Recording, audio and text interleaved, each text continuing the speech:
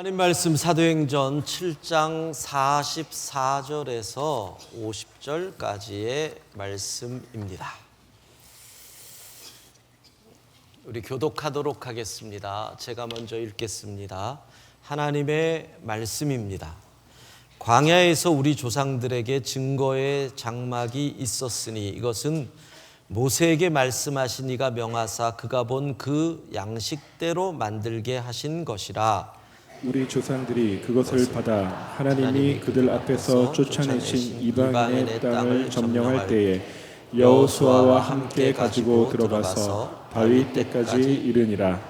다윗이 하나님 앞에서 은혜를 받아 야곱의 집을 위하여 하나님의 처소를 준비하게 하여 달라고 하더니 솔로몬이 그를 위하여 집을 지었느니라. 그러나 지극히 높으신 이는 손으로 지은 곳에 계시지 아니하시나니 선지자가 말한 바 주께서 이르시되 하늘은 나의 보좌요 땅은 나의 발등상이니 너희가 나를 위하여 무슨 집을 짓겠으며 나의 안식할 처소가 어디냐. 함께 읽습니다. 이 모든 것이 다 내 손으로 지은 것이 아니냐 함과 같으니라. 다윗이 위대한 하나님 마음에 합했던 임금 다윗이 성전을 건축하려고 했던 것을 우리가 다 알고 있습니다. 어떤 마음으로 성전을 건축하려고 했는지 성경은 사무엘하 7장 1, 2절에 이렇게 기록하고 있습니다. 우리 함께 읽어봅시다.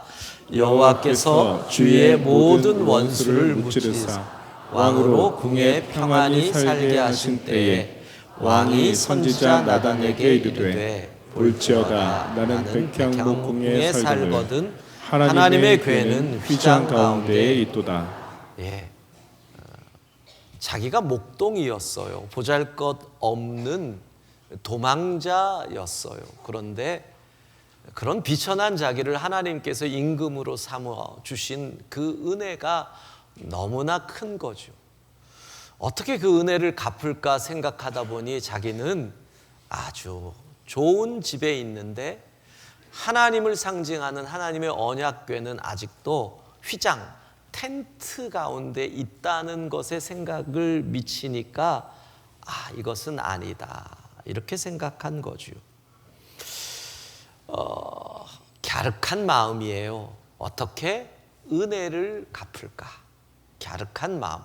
사무엘하 7장 후반부를 보면 하나님이 그 마음을 귀히 보시고 다윗에게 그 자손에게 복을 주시겠다. 내가 너희 자손의 영원한 아버지가 되어주시겠다라고 말씀하신 것을 보니까 이게 그냥 립 서비스는 아니었던 거예요. 중심을 보시는 하나님께서 그 다윗의 중심에서 진실하게 하나님을 향한 이 보은하고 싶은 마음이 있었던 것을 보신 것이지요. 자, 그래서 이 부분을 오늘 본문에서 스데반은 이렇게 기록하고 있는 겁니다. 사도행전 7장 46절 같이 읽어봅시다. 다윗이 하나님 앞에 은혜를 받아 야곱의 집을 위하여 하나님의 처소를 준비하게 하여 달라고 하더니, 그러니까 은혜를 잊지 않고 하나님을 위하여 전을 건축할 준비를 하였다. 이러면서 이제 솔로몬 시대에 성전이 지어지고 소위 말하는 이스라엘은 성전 시대가 시작이 됩니다. 그전에는 그럼 어떤 시대냐? 오늘 스데반은 증거의 장막 시대였다. 증거의 장막, 구약에는 증거의 장막이라는 표현보다는 회막 또는 성막이라는 표현이 나옵니다. 회막, tent of meeting, 그러니까 하나님과 이스라엘 백성들이 만나는 장소, 그럴 때는 회막. 이스라엘 백성들이 모여 하나님을 예배한다고 할 때는 성막, 이런 표현이 사용이 된 거죠. 이 회막은 모세가 시내산에서 하나님께 설계도를 받습니다. 그리고 그 설계도대로 회막을 만드는데, 회막의 특징은 뭐예요? 요즘 말로 하면 조립식이었다. 왜? 계속 이동을 해야 하기 때문에 이동 운반이 가능한 조립식이었다라는 거지요. 본문 45절을 보면 여호수아가 가나안으로 들어올 때도 이 회막을 가지고 오는 거예요. 그리고 예루살렘의 북쪽에 35km 되는 그 지역, 거기를 우리는 실로라고 얘기를 합니다.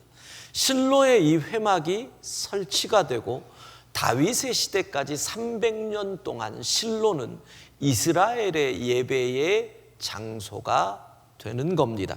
자, 이런 상황에서 다윗은 성전을 건축하려고 해요. 그 중심은 은혜를 갚고 싶고 하나님을 온전히 바르게 예배하고 싶다. 이거 틀림없어요. 근데 우리가 또 다른 측면을 볼 필요는 있어요. 왜 다윗은 성전 건축을 굳이 하려고 했을까? 한 세 가지로 생각해 보면 첫 번째는 삶의 양식의 변화라는 거죠. 무슨 뜻이냐? 그러니까 이동하면서 살던 그 사람들이 이제는 정착 시대를 맞이하게 됐다는 거예요. 마치 유목민이 농경 문화를 시대로 바뀌는 것처럼, 그러니까 이동할 때는 운반이 가능한 조립식 회막이 필요했지만 이제 정착을 하는 시대가 되는 삶의 양식이 변화하니까 이동식 회막이 더 이상 필요 없게 되었다라는 것이 첫 번째 이유일 거예요. 두 번째 이유는 그 300년 동안 국가가 성립이 된 거예요. 그러니까 사사시대는 뭐예요? 우리로 얘기하면 부족국가 시대지요. 우리도 옛날 국사 시간에 보면 이 신라 시대에 무슨 이사금, 차차웅, 거서간, 뭐죠? 마립간, 뇌물 왕 시대에 뇌물 마립간이 뇌물 왕이 됐다. 이 정도는 다 아시죠?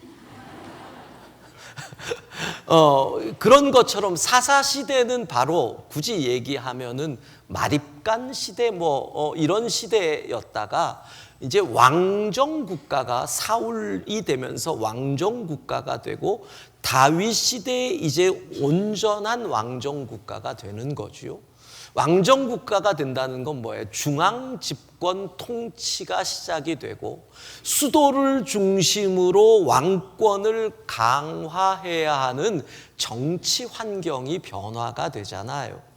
그러면 임금의 입장에서는 한 국가의 신을 모시는 신전이 설립될 필요가 생기는 거죠. 이스라엘은 소위 말해서 이 정교 일치잖아요. 그러니까 유일하신 여호와 하나님을 모시는데 그 하나님을 수도에, 우리는 성전이지만 그냥 종교로 얘기하면 신전이 세워짐으로 국가의 왕권의 정통성과 함께 이 중앙 집권 통치를 이루기 위한 이 국가 설립이라고 하는 것이 성전 건축과 연결이 돼요. 그러다 보니 또 하나의 이유가 생기는 거예요. 국가 종교의 위신 문제라는 거죠. 회막은 쉽게 무너질 수 있는 텐트잖아요. 특별히 그 시대의 다른 이방 신전이 가진 웅장함, 화려함과 비교해 보면 아주 좋게 말하면 소박함, 나쁘게 말하면 누추함이 되는 거예요. 다윗이 우리가 알지요. 사울을 피해서 블레셋으로 망명을 가서 시간을 보내잖아요. 그러면 블레셋이라는 나라가 다윗 시대에 어마어마한 신전을 가지고 있거든요. 블레셋의 신전터가 개발된 것을 보면 이 정도의 크기예요. 그것을 복원한 걸 CG로 해보면 이런 곳에서 다윗이 블레셋 신전을 섬기는 걸 본 거니까 거기에 비하면 너무 초라한 거거든요. 그 시대 가장 큰 제국이었던 이집트의 신전은 더 말할 거 없어요. 지금도 여러분 룩소, 옛날에 우리는 테베라고 배웠어요. 그리스가 다스리던 시대는 거기를 테베라 그랬고 지금은 룩소라 그러죠. 예전에 룩소에 가보면 지금도 저런 카르낙 신전이 있어요. 그게 다윗 시대 이전에 세워진 거예요. 그걸 보고 나면 이런 모습인데, 회막은 어떤 모습이냐 하면 회막은 조금 누추하지요. 다른 모습을 가까이서 보면 무슨 집안에 텐트 하나 쳐놓은 것 같잖아요.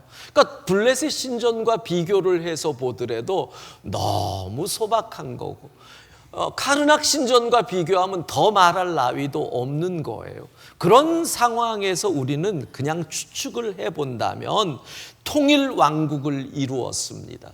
강력한 군사력으로 주변의 모든 국가를 복속시킨 다윗 입장에서는 어느 나라와 비교해도 부족하지 않은 신전, 성전이지만 그들 또 다른 표현으로는 이게 필요했던 것이 아닐까 하는 추측을 할 수밖에 없다는 거예요.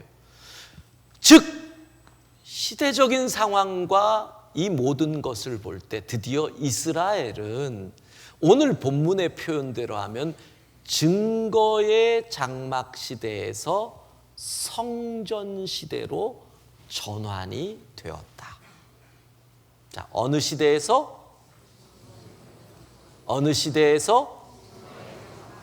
예, 50대 이상 분들이 까먹는 거는 충분히 이해합니다.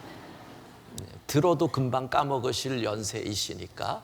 젊은 분들은 자, 무슨 시대에서? 증거의 장막 시대에서 무슨 시대로? 성전 시대로 전환되었다는 거예요.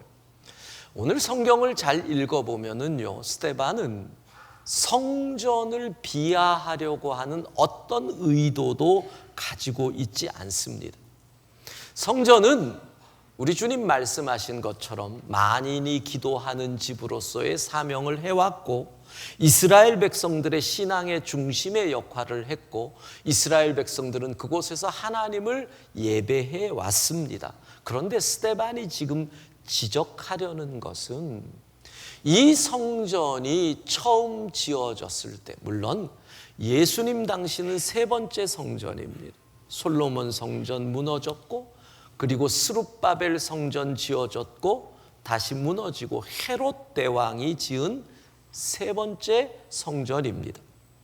그러나 처음 솔로몬이 성전을 지었을 때 하나님께 드렸던 그 기도가 지금 너희들이 잊어버리고 있다. 그 말은 뭐예요? 너희가 초심을 잊어버렸다는 거예요. 성전이 주는 중심의 신앙이 사라져버렸다. 솔로몬의 기도가 뭘까요? 역대하 6장 18절 성전을 봉헌하고 솔로몬이 드린 첫 번째 기도예요. 같이 읽습니다. 하나님이 참으로 사람과 함께 땅에 계시리까 보소서. 하늘과 하늘들의 하늘이라도 주를 용납하지 못하겠거늘 하물며 내가 건축한 이 성전이오리까. 천지를 창조하신 하나님, 우주보다 더 크신 하나님께서 어떻게 이 작은 건물 안에 거하실 수 있겠습니까? 이게 솔로몬의 솔직한 마음이었어요. 그렇잖아요. 맞는 말이잖아요.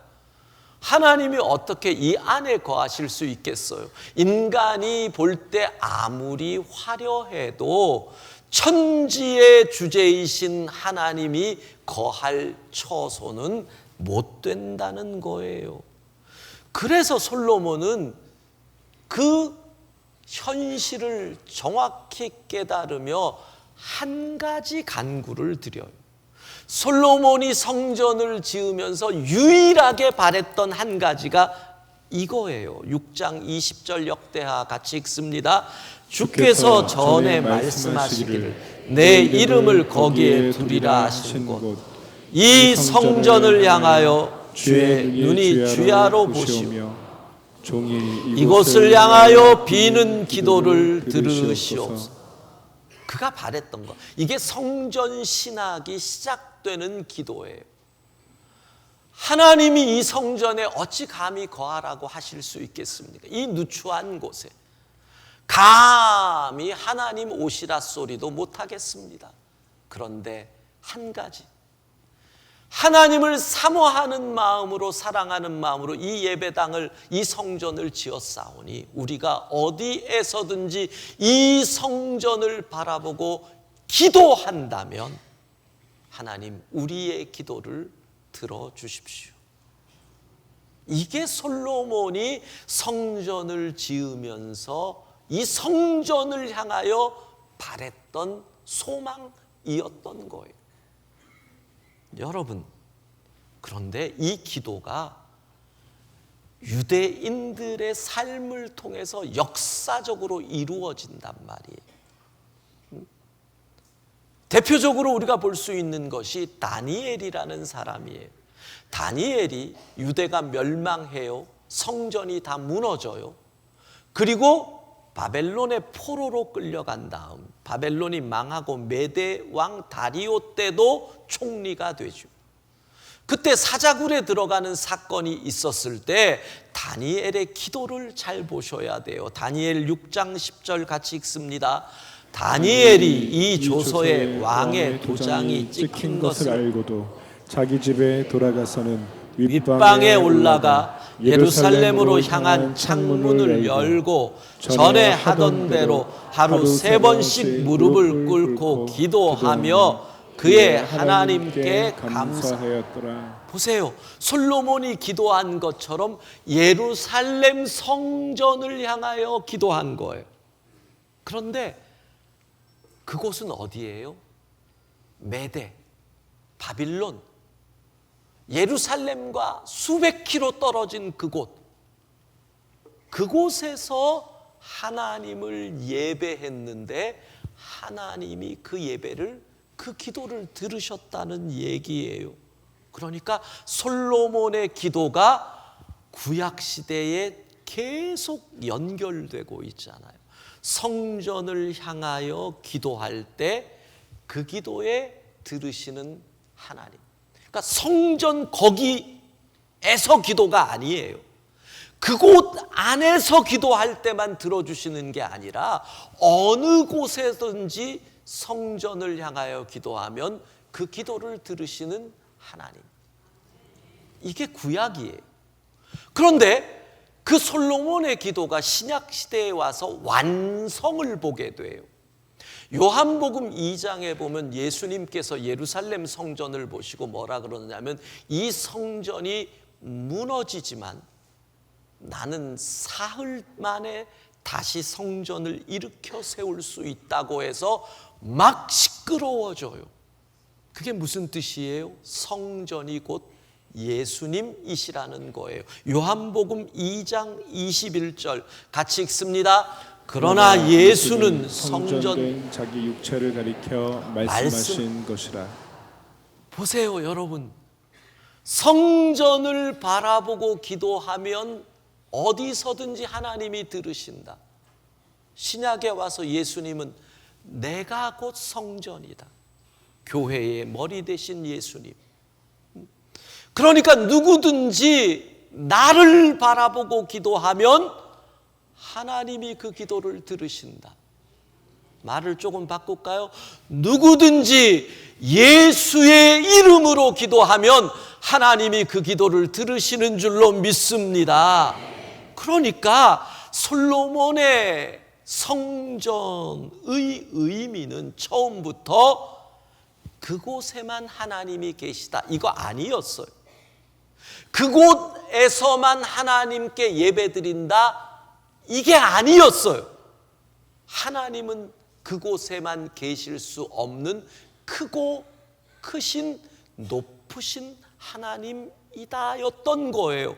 근데 시간이 지나면서 사람들이 얼마나 멋진 성전을 지었어. 온 마음을 다해서 지으니까 내 마음을 자꾸 거기다 빼앗기는 거예요. 여러분, 우리 교회 본당도요, 제가 이 본당을 바라보는 시선과 30년 전에 이 본당을 지을 때 헌금하고 기도했던 분들이 바라보는 시선은 달라요.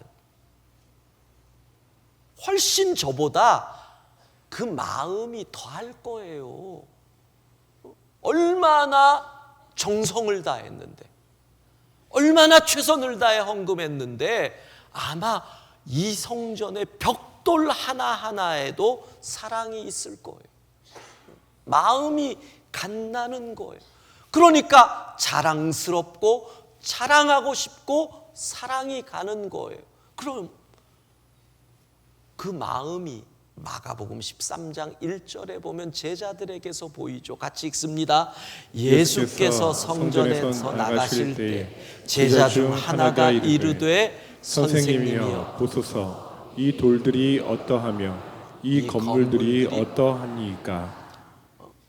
제자들이요, 지금 성전을 나가면서 예수님에게 성전의 화려한 건물, 그 큰 돌들을 보면서 선생님 대단하지 않습니까? 이 큰 돌을 좀 보세요. 이걸 어떻게 갖고 와서 이런 엄청난 건물을 만들었죠? 위대한 건물입니다. 하나님이 기뻐하실 거 아닙니까? 지금 그거 하는 거예요. 근데 이게 얼마나 철없는 얘기인 줄 알아요? 그 전에 12장에요, 예수님이 성전에서 장사하는 사람들 내쫓으며 채찍을 휘두르신 게 바로 직전이에요. 그러니까 예수님이 그 성전이 성전되지 못한 것으로 내 집은 만인이 기도하는 집이다 그러시고 기분 안 좋아서 나오는데, 제자들이 지금 그러는 거야. 이 철없는 것들이 예수님 뭐 그런 거죠. 엄마 아빠 부부싸움 막 하고 엄마 기분 안 좋아서 나오는데 애들이 나오면서 엄마 이 장난감 봐 어때 예뻐, 지금 철없는 짓 하는 거예요. 물론 저는 소망을 가져요. 이 철없는 제자들도 주님이 쓰셨으니 나도 가능하다, 뭐 이런 소망을 갖지만 당시의 유대인들의 성전에 대한 자랑은요, 여러분들이 예루살렘에 가시면 사실 우리 목회자들이나 신학자들은 가지만 일반적인 분들은 이 통곡의 벽 앞에만 있는데, 거기서 돈을 조금 더 내면 웨스턴 월 투어라고 하는 이 프로그램이 있어요. 통곡의 벽 지하를 뚫고 내려가서 어디까지 가느냐면 그 황금돔 밑에까지 가는 거예요. 지상으로는 못 가. 황금돔 있는 그 무슬림 사원이 지성소가 있다고 생각해 가지고요, 그쪽으로 유대인들이 뚫고 가는데, 거기를 들어가 보면 지하를 파면서 그 통곡의 벽 밑에 있는 헤롯성, 지금 통곡의 벽 그쪽에 보이는 것은요 헤롯 시대예요. 그 지하로 가면 스룹바벨 시대가 있고요, 더 밑에가 뭐냐면 솔로몬 시대의 기초들이 있어요. 와, 저는 보고 돌 하나가요, 여기서부터 여기까지 돌 하나가 크기가 우리 절반 10m가 넘는 돌들이 기초예요. 그러면 도대체 그 시절에 그 돌을 어찌 갖고 왔을까요?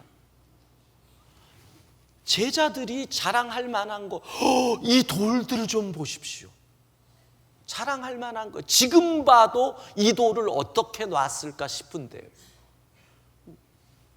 그러니까 그들은 이렇게 생각한 거예요. 하나님은 이 건물, 이 성전 때문에 우리나라를 지켜주신다. 우리가 죄를 지어도 이 성전이 있는 한 우리나라는 안전하다. 그게 그 시절의 사람들의 생각이었다는 거예요. 그러면 여러분, 하나님이 성전 때문에, 건물 때문에 우리를 지켜주시고 하나님이 이 건물 때문에 우리에게 복을 주신다면 그 말은 뭐예요? 이 성전으로, 이 건물로 하나님을 조종할 수 있다는 뜻이잖아요. 이 건물이 우리가 하나님을 조종할 수 있는 인질이라는 얘기잖아요. 그 자랑하는 철없는 제자들에게 예수님이 뭐라 그러시는 줄 아세요? 마가복음 13장 2절 같이 읽습니다. 예수께서 이르시되 내가 이 큰 건물들을 보느냐 돌 하나도 돌 위에 남지 않고 다 무너뜨려지리라 하시니라. 아멘. AD 70년 로마의 장군 티투스 디도주요, 왕자로서 후에 황제가 되는 티투스가 예루살렘 성을 완전히 포위하죠. 그때 그가 본 게 뭐냐면 성전의 아름다움을 봅니다. 역사적 기록을 보면 티투스는 성전을 무너뜨릴 생각이 없었습니다. 너무 건물이 아름다워서 성벽을 무너뜨리고 성전을 포위합니다. 로마 군인들이. 그리고 계속 얘기합니다. 야, 너희가 항복하면 이 건물 남겨두고 너희도 살려줄게. 근데 제사장 바리새인들이 결코 항복을 안 해요. 그들은 그때까지도 믿었습니다. 이 성전이 있으면 우리는 망하지 않는다. 티투스가 말리는데 그들이 버티는 걸 보고 로마 군인들이 거기다 불을 질러버렸다고 기록에 나옵니다. 말씀대로 돌 하나도 돌 위에 남지 않고 무너져 버립니다. 여러분, 성전은 하나님을 내 뜻대로 움직이는 장소가 아닙니다. 성전은 하나님을 예배하는 곳, 내 뜻을 내려놓는 곳이지 하나님을 조종하는 장소가 아닙니다. 성전이 우상이 되는 순간 하나님은 그곳을 무너뜨려 버리십니다. 그래서 스데반은 오늘 설교에서 선지자 이사야의 말씀을 인용해서 너희가 지금 성전을 잘못 오해하고 있다. 예수님도 성전 모독했다고 죽였고요, 스데반도 성전 모독했다고 죽였단 말이에요. 스데반이 인용한 이사야 66장 1절 2절을 함께 읽습니다. 여호와께서 이와 같이 말씀하시되 하늘은 나의 보좌요 땅은 나의 발판이니 너희가 나를 위하여 무슨 집을 지으랴? 내가 안식할 처소가 어디랴? 나 여호와가 말하노라. 내 손이 이 모든 것을 지었으므로 그들이 생겼느니라. 무릇 마음이 가난하고 심령에 통회하며 내 말을 듣고 떠는 자 그 사람은 내가 돌보리라. 야, 하늘이 나의 보좌고 땅이 나의 발판인데 너희가 손으로 집어놓은 이 집 안에 나를 가둬놓고 그곳에서 예배드리면 모든 것이 된다고 생각하느냐?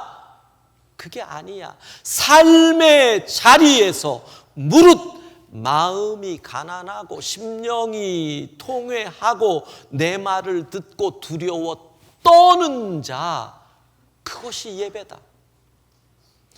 삶의 자리에서 하나님의 말씀을 듣고 두려워 떨며 겸손하게 회개하며 살아가는 그것이 내가 원하는 예배다. 할렐루야. 결국 유대인들은 하나님을 건물 하나 지어놓고 이 건물이 너무 소중해가지고 애지중지하다가 하나님을 이 작은 건물 안에 집어넣음으로 우리의 신앙의 영역을 축소시켜버려요. 축소. 그리고 하나님을 집어넣고 쫙 잘라버려요. 분리.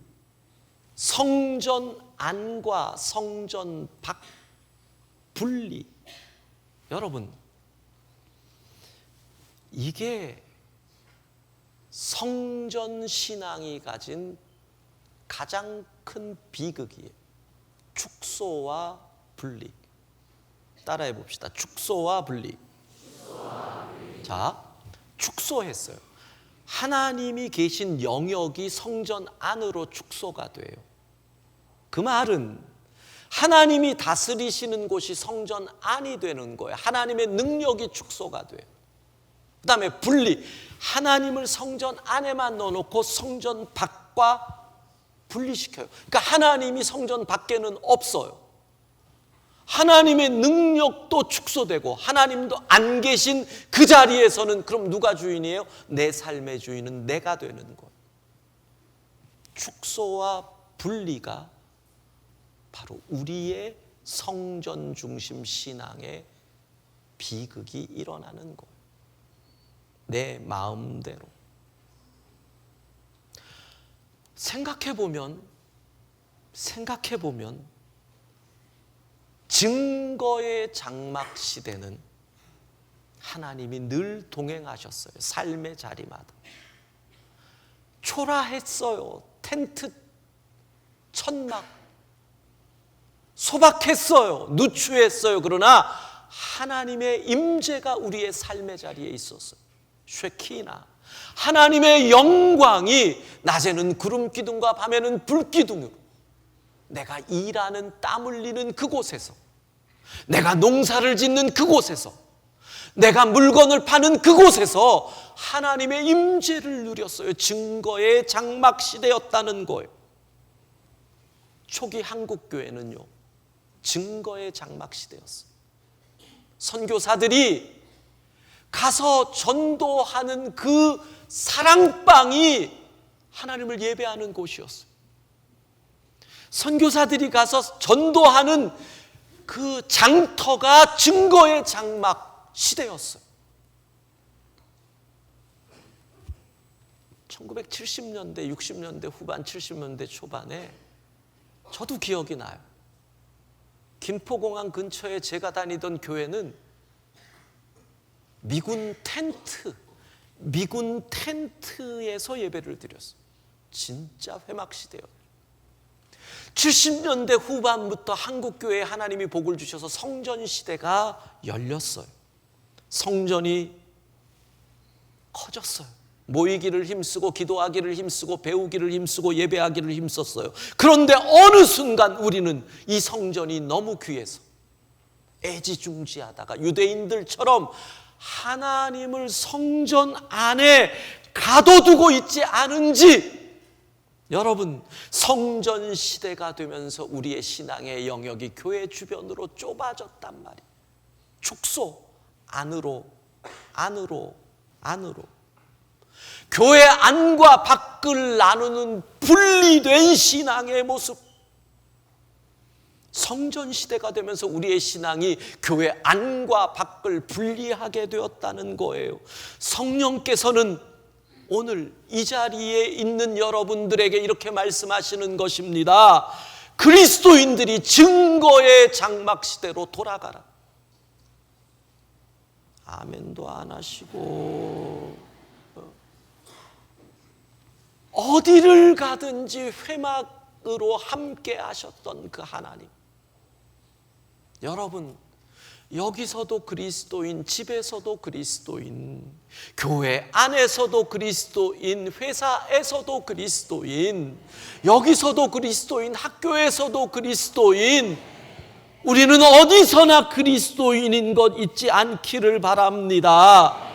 그런 겁니다. 성전에서는 영적 예배를 드립니다. 삶에서는 증거의 장막에서 하나님과 동행하는 삶의 예배자 될 수 있기를 주의 이름으로 축원합니다.